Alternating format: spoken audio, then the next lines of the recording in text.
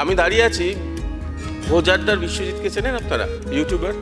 তার গ্রামের বাড়িতে, তার বাড়ির সামনে এই যে কুমড়ো ফুল দেখছেন, কুমড়ো ফুলের গাছ, তার সামনে দাঁড়িয়ে আছি। ওর বাড়িতে এসেছি। ইউটিউবার জানেন না, ওকে তো দেখেন আপনারা। কেন এসেছি? একজন ইউটিউবারেরও যে স্ট্রাগল কাহিনী থাকে, সংগ্রামের কাহিনী থাকে, কত কষ্ট করে উঠে আসতে হয়, উঠে এসে লাখ লাখ মানুষের কাছে পৌঁছতে হয়, সেই কাহিনী আপনাদের দেখাতে, নিজে দেখতে এসেছি এখানে। চলুন।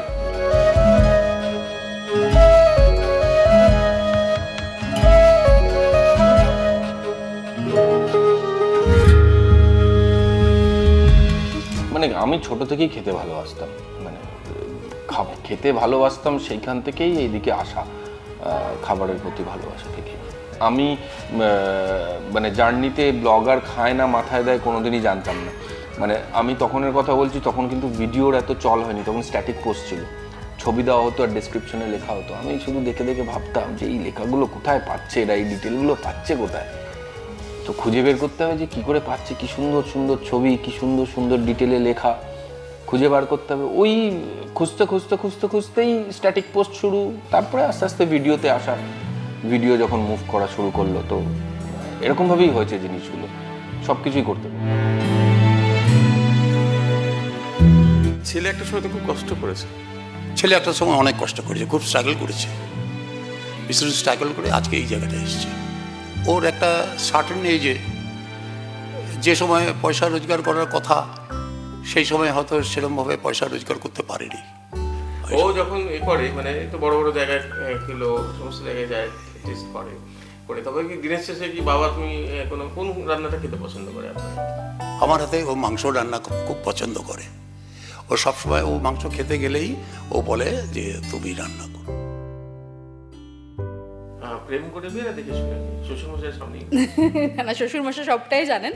তো আমাদের অ্যাকচুয়ালি প্রেম করে বলার থেকে বলা ভালো যে বন্ধুত্ব করে বিয়ে। মানে আমরা যে বয়সে এসে দেখা করেছি বা একে অপরকে চিনেছি, সেই বয়সে বন্ধুত্ব বা বোঝাপড়াটা বেশি ভালো হয়। তো প্রেমের মানে অবশ্যই নিজেরা দেখে শুনে বিয়ে করেছি, কিন্তু মানে প্রেম আমাদের মধ্যে, বন্ধুত্বটা অনেক বেশি।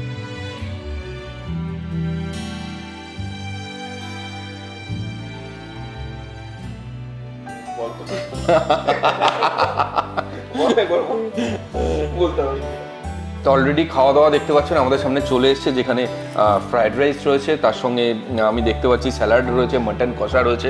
মাটন কষার সঙ্গে জেনারেলি পোলাওটা আমি ভালো খাই, যারা আমার ভিডিও দেখে তারা জানে যে এটা আমার ফেভারিট কম্বিনেশন। বাট আজকে বাড়িতে কিন্তু ফ্রাইড রাইস হয়েছে এবং মাটন কষা, যেটা আমার বাবা রান্না করেছে।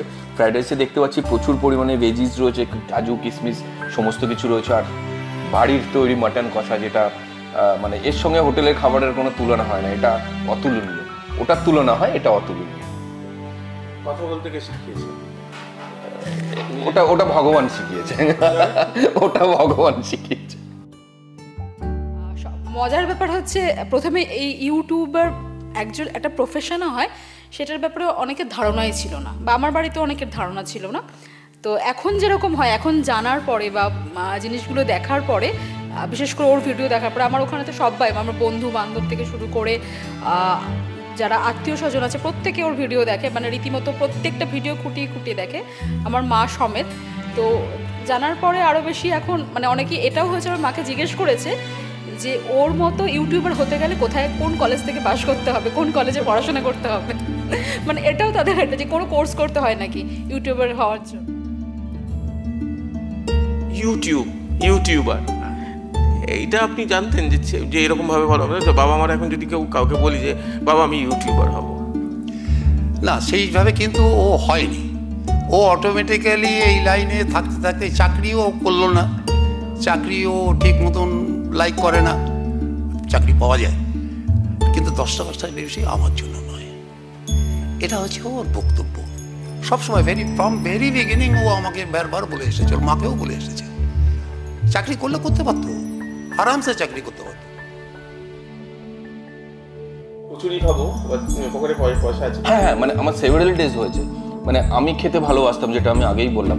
মানে আমাকে দোকানের সামনে দাঁড়িয়ে আমি মানে কচুরির গন্ধ শুকলে নিজেকে আটকাতে পারি না। মানে এটা একটা মানে কি আলাদা টান আর কি। দাঁড়িয়ে আমার পকেটে টাকা রয়েছে, আমি ভাবছি যে কচুরিটা খাবো কি খাবো না, কেন পকেটে হয়তো 30, 40, 50 টাকা পড়ে রয়েছে, খাবো কি খাবো না। আমি যদি 10 টাকার কচুরি খেয়ে নিই তাহলে পরের দিন আমাকে বাস ভাড়াটা হবে না। তো এইরকম ব্যাপার জার্নিটা গেছে। এবং মানে টাকার জন্য আমি 4 কিলোমিটার, 5 কিলোমিটার, 6 কিলোমিটার আমি আমার লাইফে হেঁটেছি বাস ভাড়া বা অটো ভাড়া বাঁচানোর জন্য। মানে ইট ওয়াজ এ টাইম। এবং যেখান থেকে দাঁড়িয়ে একটা সময় ছিল যে না আমি চাকরি বাকরি করবো না, করলে আমার স্বপ্নগুলো পূরণ হবে না, ব্যবসাই আমাকে করতে হবে। তো একাধিক ব্যবসায় ফেল করার পরে মানে আমার কলেজ লাইফে আমি ব্র্যান্ডেড জিনিস ছাড়া পরতাম না। আমি ওসব ভ্যানালারা পড়ে এরকম একটা ব্যাপার যে ওসব আমি পরবো না, আমি একটা ব্র্যান্ডেড ব্যাপার। তো আমি লাস্টে মরা সাহেবের 20 টাকার জামাও পড়েছি আমার জীবনে। তো এবং ওই মানে 20 টাকা বা 10 টাকা বাঁচানোর জন্য 5 কিলোমিটার 6 কিলোমিটারও আমি হেঁটেছি আমার জীবনে। তো এই জার্নিগুলো গেছে আর কি। কিন্তু ওই একটা জেদ ছিল যে না আমাকে বড় কিছু করতে হবে। এবং এমনও টাইম ছিল যে ফিনান্সিয়ালি মেন্টালি কমপ্লিটলি ব্রোক। সেখান থেকে দাঁড়িয়ে চাকরিতেও ঢুকতে হয়েছে। মানে আমি গ্র্যাজুয়েশন ম্যানেজমেন্ট পড়ার পরে মানে ওই যে বিজনেসগুলো ট্রাই করেছি, প্রচুর পয়সা গেছে, প্রচুর সময় গেছে, তারপরে ওই ডিগ্রিতে আর কেউ চাকরি দেবে না, আর যাই হয়ে যাক। মানে আমি HR নিয়ে ম্যানেজমেন্ট করা, HR চাকরি তো আর কেউ দেবে না আফটার 5 to 6 years। এবং সেখানে দাঁড়িয়ে মানে আমাকে মাধ্যমিক পাস দেখিয়ে সেলসের চাকরিও করতে হয়েছে। মানে CV রেডি করে যে আমি মাধ্যমিক পাস, চাকরিও করতে হয়েছে, সেলসের চাকরিও করেছি। তো ইটস এ জার্নি। মানে হোয়াট এভার ইট ইজ, আমি মনে করি না যে কোনোটাই ফেলিওর। মানে হয়তো সাকসেস পাইনি, কিন্তু আমি প্রচুর কিছু শিখেছি যেগুলো কিন্তু আজকের ডেটে আমাকে কাজ দেয়, প্রচুর সাপোর্ট করে। তো it's all about learning, nothing is failure.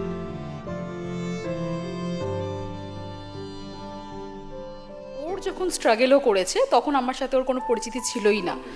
যদিও ওর গ্রুপ থেকে মানে যখন গ্রুপ থেকে মানে অ্যাকচুয়ালি আলাপটা আমার গ্রুপ থেকেই হয়েছে, ওর সাথে আমার পরিচিতি ওর গ্রুপ থেকে হয়েছে, ভোজারটা গ্রুপ থেকেই হয়েছে। কিন্তু ও যে একটা মানে প্রচণ্ড রকম স্ট্রাগল করেছে সেই সময় আমার পরিচিতি ছিল না, এটা ঠিক। আবার একই রকমভাবে যখন শুরু করছে কেরিয়ারটা, মোটামুটি একটু বুস্ট হচ্ছে, সেই সময় যখন ওই ট্রেনে করে রাত্রেবেলা ফেরা, রাত্রেবেলা 12টার সময় ট্রেন ধরে আসা, লাস্ট ট্রেন ধরে আসা, বা আমি তখন একটা বেসরকারি সংস্থায় চাকরি করতাম, আমি অফিস থেকে ফিরতাম, অপেক্ষা করতাম ওর জন্য, বা ও অপেক্ষা করতাম আমার জন্য, আমরা একসাথে ট্রেনে করে ফিরতাম। তো এই পার্টটা আমি দেখেছি, এই পার্টটা আমি দেখেছি যে এই মানে একটা পার্ট দেখেছি মানে জার্নি। এটা ডায়েটিশিয়ান যখন বউ যখন ডায়েটিশিয়ান তখন বিশ্বজিৎকে কি তুমি বলে দাও যে না খাওয়া দাওয়া মানে এত জায়গায় সারাদিনে যে খাওয়ার যে ব্যাপার থাকে আমি জানি যে মানে শেষে কিন্তু মনে হয় যে আর খাবো না বাবা, কিছুই মুখে দিতে ইচ্ছা করে না, হয়তো শুধুমাত্র হ্যাঁ একদমই। এখন কিছুটা তো অবশ্যই গাইড করি, যেহেতু মানে স্বাস্থ্যের দিকেও তো খেয়াল রাখতে হবে। মানে যেহেতু এখন আর একা চলার ব্যাপার নেই, স্বাস্থ্যের দিকেও খেয়াল রাখতে হবে। তো কিছুটা গাইড করি। এবং সব থেকে বড় কথা, ও কাজের ক্ষেত্রে হয়তো মানে এই স্পাইসি খাবারগুলোকে শোকেস করতে হয়, খেতে হয়, সেটা আলাদা। কিন্তু বেসিক্যালি কিন্তু ইন পার্সোনাল ও ভীষণ সাদাসিধে এবং ঘরোয়া খাবার খেতে পছন্দ করে। যেরকম আপনি যদি ওকে উচ্ছে সেদ্ধও দিচ্ছেন, বা ইভেন নর্মালি অনেক ছেলে পিলে যেটা খায় না, মানে পছন্দ করে না, সজনে ফুলের কিছু একটা সবজি বা খুব মানে ট্র্যাডিশনাল বাঙালি সবজি যেগুলো নর্মালি মেয়েরাই হয়তো খেতে পছন্দ করে, ছেলেরা খায় না, কিন্তু ও কিন্তু সব কিছু খায়, কোনো কিছুতে না নেই। মানে ব্যাপারটা হচ্ছে এখন বাড়িতে একদমই খাওয়া হয় না, মানে পুরোটাই বাইরে। মানে কত খাবো, বকে না বলতে তারাও মেনে নিয়েছে, তারা জার্নিটা ইটস এ জার্নি, কিছু করার নেই। তো জানে যে এটা সম্ভব নয়, মানে সেটাকে বন্ধ করা আমার পক্ষে সম্ভব। আছে কোলেস্ট্রল আছে, এবং সেটা শুনলেই ভয় লাগবে এরকমভাবে আছে। মানে লাস্ট যখন মেপেছিলাম 650-এর উপরে ছিল, আমাকে রেগুলার ওষুধ খেতে হয়। তো কিছু করার নেই। খাবার প্রতি ভালোবাসা নাকি একদম পেশার প্রয়োজনে? এখন তো এটা পেশা হয়ে গেছে। মানে আমি যখন এসেছিলাম সেটা তো কমপ্লিটলি প্যাশন ছিল। তখন তো এখান থেকে যে পয়সা কামানো যায়, পয়সা হতে পারে, সেটার তো কোনো রকম কোনো আইডিয়া ছিল না যে এখান থেকে এইসব করে পয়সাও পাওয়া যায়। তখন ভালো লাগতো করতে, তাই করতাম। এখন তো এটা completely it's a profession.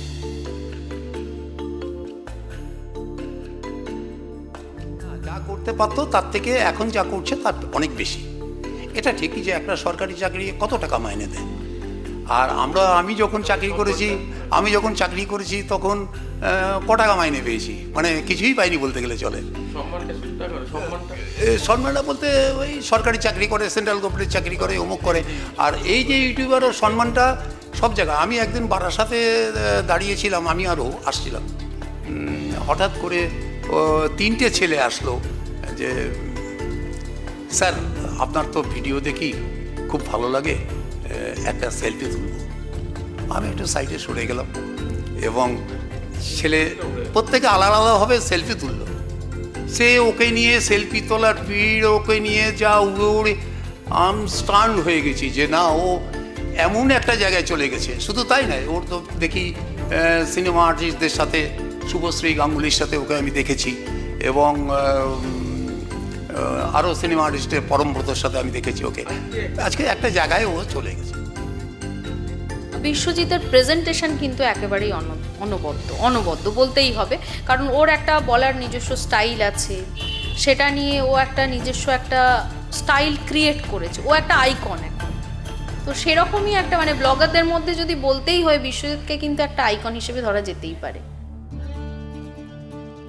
Food ব্লগিংটা যদি বলি, আজকের ডেটে ওয়েস্ট বেঙ্গলে দুটো ভাগ রয়েছে, এবং সেখানে দাঁড়িয়ে অনেক কিছু উইয়ার্ড থিং হচ্ছে, অনেক কিছু উইয়ার্ড জিনিস হচ্ছে জাস্ট বিকজ অফ ওই লাইমলাইটে আসার জন্য বা একটু ভাইরাল হওয়ার জন্য। তো সেটা তারা তাদের দিক থেকে ঠিক, বা আমরা যারা কোয়ালিটি সেন্ট্রিক কাজ করতে পছন্দ করি, আমরাও হয়তো আমাদের দিক থেকে ঠিক যে আমরা কোয়ালিটি কাজটাই করব, আমরা ওই ট্রেন্ড বা ওই জিনিসগুলোয় গা না ভাসিয়ে যেটা অ্যাকচুয়াল হওয়া উচিত সেটা করব। তো সবাই সবার জায়গা থেকে ঠিক। কোন কোন জায়গার শুনি, মানে কে কে আছে আজকের ডেটে কলকাতার চেইনস অফ রেস্টুরেন্ট মোটামুটি সবকটাই আমরা দেখি আর কি, এবং তাদের ইনফ্লুয়েন্সার মার্কেটিংগুলো তাদের যখনই প্রয়োজন পড়ে আমাদেরকে ডাকে, তার কারণ হচ্ছে কোয়ালিটি ম্যাটার্স।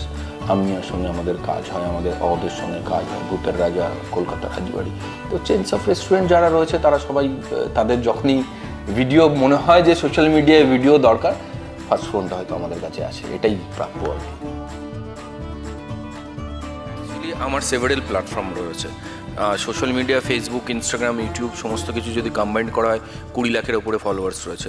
মানে আমার একটা ফেসবুক গ্রুপ রয়েছে ভোজাড্ডা নামেই, যেটা not only West Bengal, north east ইন্ডিয়ার সবথেকে বড় ফুড গ্রুপ, যেখানে 9 লাখের কাছাকাছি মেম্বার্স রয়েছে। এছাড়া ভোজাড্ডার ফেসবুক পেজটা রয়েছে, যেখানে 7 লাখের কাছাকাছি ফলোয়ার্স রয়েছে, যার আন্ডারে আমি ভিডিওসগুলো বানাই। ইনস্টাগ্রাম রয়েছে, ইউটিউব রয়েছে, বাপরে কি হ্যাংলা বলে একটা পেজ রয়েছে, কলকাতা ককটেল বলে একটা পেজ রয়েছে। তো সেভারেল এরকম প্ল্যাটফর্মস রয়েছে আর কি। মানে যখন এই জায়গাগুলোয় আসা তো প্যাশন থেকে, মানে তখন তো জানা ছিল না যে এখান থেকে পয়সা কামানো যায়, মানে সেরকম কোনো, বা পয়সা কামানোর জন্যও এইদিকে আসা নয়, ভালোবাসা থেকে আসা। মানে ভালোবাসা থেকে আসা মানে তখনও ফেসবুক আসেনি, আমি সোশ্যাল মিডিয়া অ্যাক্টিভ অর্কুট থেকে, মানে 2009, তখন ওখানে গ্রুপ পেজ ছিল না, ওখানে কমিউনিটি বানানো যেত। তো সেখান থেকে শুরু, মানে শুধুমাত্র ভালোবাসা থেকেই আসা।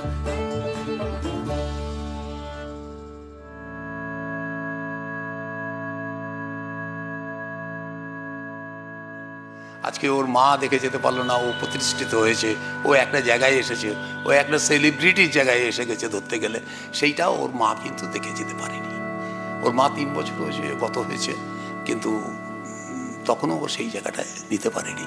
কিন্তু এটাই ভেরি স্যাড, বড় আফসোস হয়। এখন সব কিছুই আছে, সব কিছু হচ্ছে, এবং আগের থেকে অনেক বেশি ভালো হচ্ছে, কিন্তু আজকে ওর মা নেই। একটা শূন্যতা রয়ে গেছে আমাদের মধ্যে একটা, সেটা ওর মধ্যেও আছে, আমাদের মধ্যেও আছে।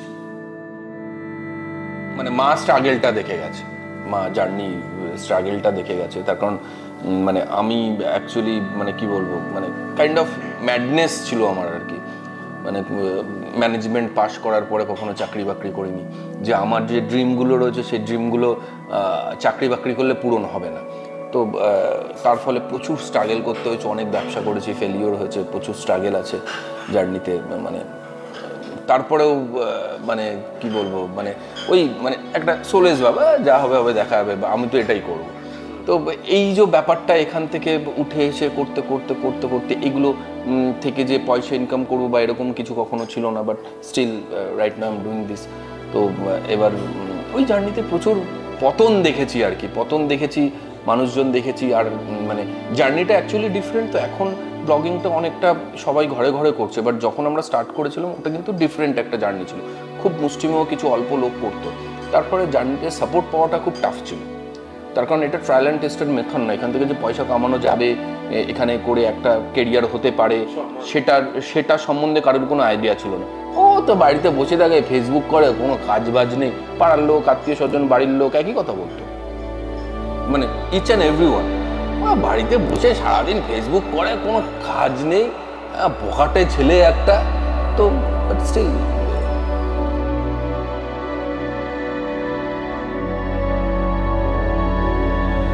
সাফল্যের স্বাদ পাওয়ার পর অনেকেই মাটির স্বাদ ভুলে যায়, কিন্তু বিশ্বজিৎ মানে ভোজ আড্ডার বিশ্বজিৎ সে বান্দা নন এখনো।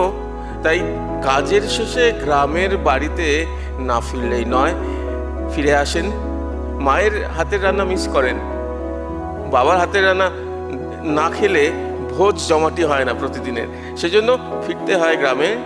আর যে মানুষটাকে আগে কেউ দেখতো না, তাকে এখন চারিদিকে মাঝে মধ্যে ওই যে যাকে দেখা যায়, হ্যাঁ, ভালো খাবার এবং লুকিয়ে থাকা খাঁটি খাবারের খবর দেন বিশ্বজিৎ।